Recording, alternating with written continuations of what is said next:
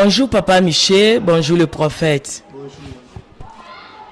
Toyambi yo lelo na plateau na biso pona kotuna yo mutuna komona mokili mobimba uta mokili ebanda nanu tomona makambo esalami mbala oyo te. Membala oyo maladi etuti mokili mobimba. Meme na mboka na biso oyo tozali yo mosakoli. Oyo azomona liso na Nzambe litoi na Nzambe. Nini oyo koki kolobela biso pona likambo oyo etuti mboka mobimba pe mokili mobimba nyonso ezolela pona likambo ya coronavirus. Maloba eze paina yo mosakoli oyo anola libota na Nzambe eyeba eza nini tokomi na tango ya suka ou bien Nzambe azobongisa nini pona kosala kati na mokili totiki maloba epana yo mosakoli. Merci. Na bandeko nyonso cher internet bisika bozola na biso. Merci na maman Esther mutuna na yo otuni. C'est très important tozolobela la parole de Dieu par rapport à la situation du moment. Que dit les Écritures? Parce que tozala kati na makambo na Nzambe et nyonso tozongisa tozala kundola kati ya makomi. Apôtre Paul a dit dans 2 Timothée chapitre 3, alors 2 Timothée chapitre 2, verset 1, alors sache que dans les derniers jours, il y aura des temps difficiles. Dans les derniers jours, il y aura des temps difficiles.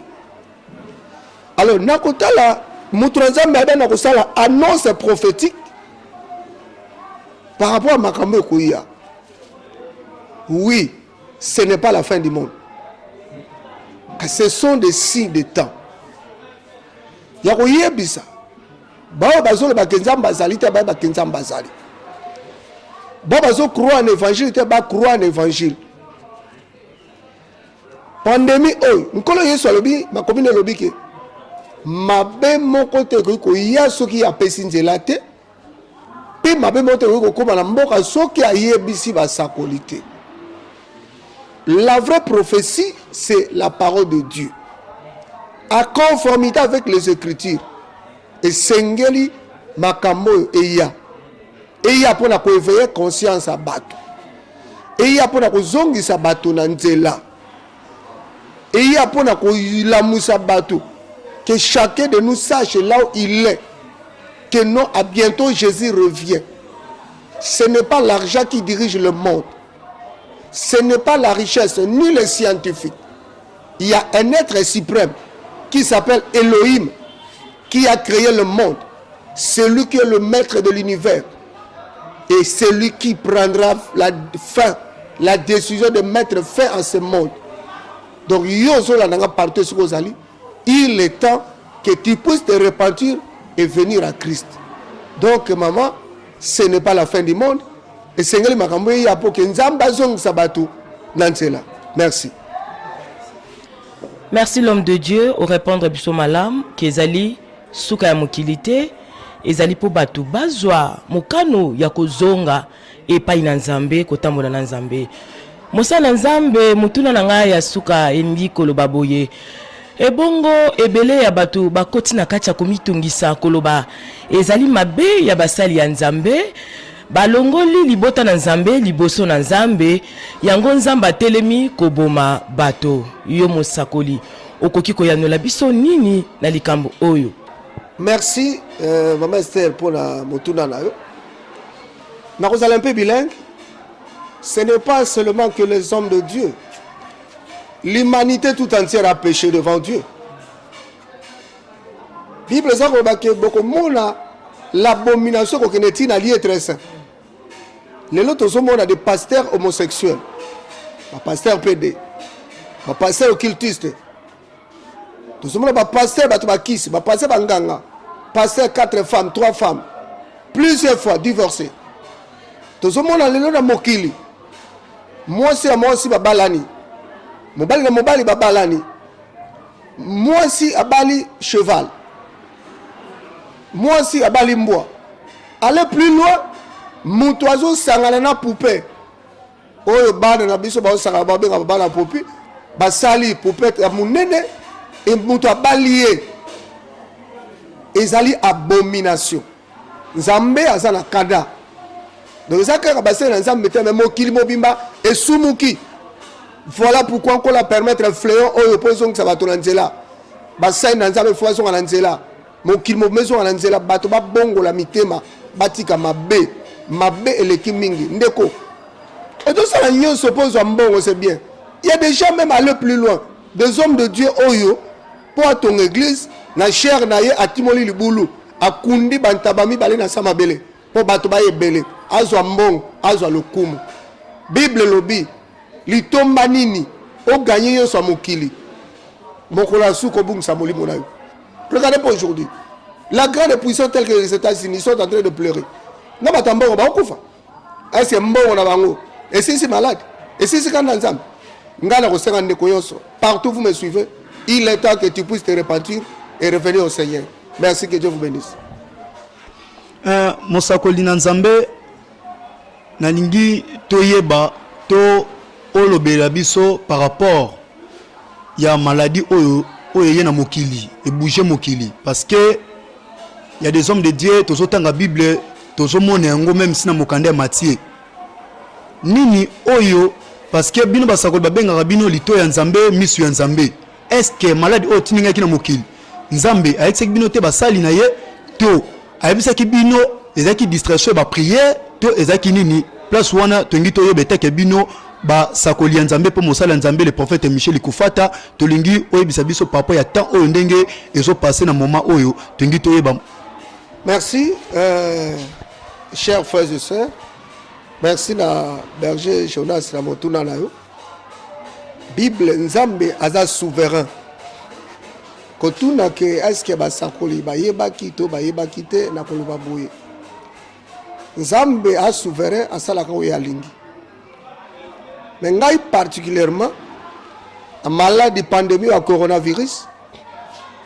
Nkolo ayebisa kingai avant une semaine makambo esalema.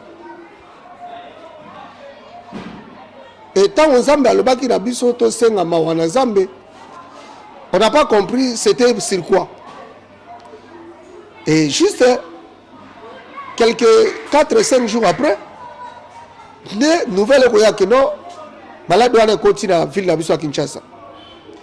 Et le jour où le président de la République a eu qu'on soit désolé quand l'église m'a surtout décréter ta diligence, j'ai eu le temps de prier. C'est alors que Dieu m'a montré Oignon Soyali sacrifice, il y a économie mondiale, la mondialisation.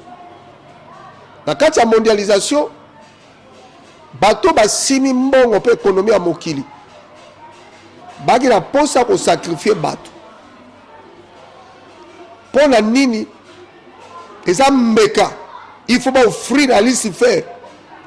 Mpona ko kolisa sous ba économie na bango.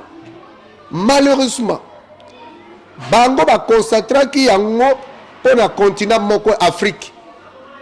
Ba sacrifier mbeka wana na ba africain. Nzambe sikoya sepela kite na attitude wana. Voilà pourquoi on remarque et bani na Chine. Oh, Chine azali deuxième puissance économique mondiale. Ko la beti na Chine. Azongi seli bango pour na kotesa ke bona mbongo me boza bakolo mokilo te. Les Africains ne vous appartiennent pas, c'est mon peuple. On monique répercussion nous a permettre nous et bête Chine et que Italie et que France et que Angleterre, Espagne et puis que États-Unis. Et sont allés bien, ce sont des grandes économies mondiales. Et les lots, États-Unis et bête même à kasi koleka parce que y a les première économie mondiale, il faut payer après ça mbeka ya koleka. Donc tu n'as pas yo basa koli mususu toyeba ki yango et ali kana na Nzambe Nzambe ko pesa leçon na mundele. Il y a besoin à sacrifier l'Africain. Nkolo suko a permettre que ebeta na lo bango moko. Mais tina na ngwezali le sacrifice pour les économies mondiales. Voilà pourquoi moi ebeta Afrique maka c'est parce que dans l'économie mondiale l'Afrique, l'économie africaine ne représente absolument rien. bateau bazo c'est là même na directeur OMS a déclaré que na africain va se préparer na pire que en Afrique pire que en Afrique parce que Afrique est Afrique est Europe est Amérique té oyo kaka ndenge ye esuka bongo tina nango bokomona après mon pepo yo ba économie kokota moi baisse après bakoya kozwa vitesse pour kosala te parce que makila ya bato wana ekoganga mais la finalité c'est quoi? Il y aura le jugement de Dieu. Merci. Merci Mosakoli Nzambe, le prophète Michel Ikofata pour la réponse na yo oyo oti ko répondre biso peuple obazoyo kabaza déjà toujours sanctifié papa ya onyosto oti oloba et ça linga même si malam. Mais deuxième question ngé zali par rapport ya mo pepe o ndenge bouger mokili. Un minute oyo même si ba innocent bazokufa nini oyo tokoki kosala to bino basakoli to bana nzambe tokoki kosala pour que maladie oyo ezala arrêter. Est-ce que baobika na kisi to ezosenga ba prière to bafungola l'église pour que to supplier mo nzambe pour que mu pepe o cette pandémie elongwa na mboka nini oyo tokoki kosala te ke bino basakoli. Merci berger pour la motuna et lokoni mokile kosala ezali bato bazonga pa ina nzambe. Dieu dit revenez à moi et je reviendrai à vous dit l'Éternel des armées. Le peuple, l'humanité tout entière doivent se repentir. Batoubazo n'est pas une ensemble. Ce n'est pas l'argent. Tant Batoubazo n'est pas une ensemble. Si prier ensemble. Zamba ou Kitsamawane a arrêté fléau. Du temps du roi David. Dans 1 Chronique 21. Donc on a que tant on m'a bé et continue à Israël. M'a bé continue pourquoi? Parce que David a salaki dénombrement. Et tant David a salé dénombrement et a tiré Canaan ensemble, Nzambe a frappé Israël à fléau, peste wana, et ça épidémie. Donc même la Bible, épidémie, et ça là qui. Et la peste wana, Bible bina espace à 3 jours, Nzambe a bêti, a bomi 70 000 personnes à Israël. Et c'est là qui David a songa na bancien, ba mati na ngoma ko luka Nzambe ko supplier Nzambe. Et Zamba yebisi, l'ange destructeur yebisi, arrête ton épée. Donc maintenant, les Kamozali a battu dans Zamba, les bottes dans Zamba, église corps à Christ au travers le monde. Qu'on zonge pas dans Zamba et qu'on lèle pas dans Zamba. Et tant que Zamba ko yoka lo sambo, a ko permettre à passer à scientifique mayele, ya ko bimisa ba kisi, mpe maladie et ko s'arrêter. Kasi, soki donc tali ko kanga ba église bakanga église bakangi lola te bakanga église bakangi prière te donc bato bazo kaka et pas une ensemble solution ko zwam pe kala mingi te bokono ezosila. Merci. Mosakoli Nkolo toyoki o répondre na ba question oyo ba ndeko ba poser yo question nanga eza boye yo za Mosakoli ozo vanda na kati ya mboka na biso RDC soki lelo président de la République a bengi bino ba sakoli nyonso ya ville ya Kisasa est-ce que yo ko kende pona kolonga bitumba oyo? Merci ma soeur pour votre question. Écoutez, la Bible nous dit ceci. Libota bakotambola na Nzambe na bango. Et nous marcherons au nom de Dieu d'Israël. Oui, Mokonzamboka kobenga basako. Il peut appeler tout le prophète, le serviteur de Dieu de la ville. Mais le problème c'est quoi? Basako wana bato wana yoso bakoya.